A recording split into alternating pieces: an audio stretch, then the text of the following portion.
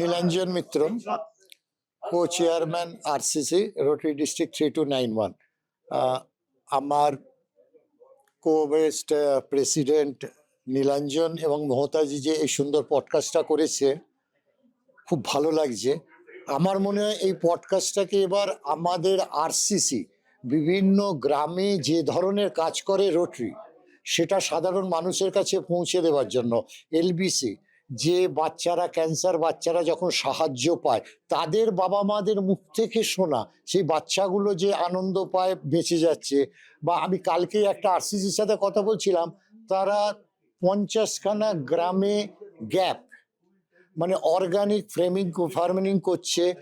এই জিনিসগুলো রোটারি যে বিভিন্ন গ্রামে গঞ্জে মানুষের জন্য কাজ করছে, এই বেনিফিশিয়ারিদের মুখ দিয়ে যদি এই পডকাস্টটা করে সাধারণ মানুষের কাছে পৌঁছে দেওয়া যায়, তাহলে রোটারির পাবলিক ইমেজ ইম্প্যাক্টটা আরও বাড়বে। কারণ পশ্চিমবঙ্গের বিভিন্ন জায়গায় আমাদের আরসিসিরা যে ধরনের কাজ করে, আমরা নিজেরা অনেক রোটারিয়ানরাই জানি না আমাদের আরসিসি কি ধরনের কাজ গ্রামে গঞ্জে করে বেড়াচ্ছে।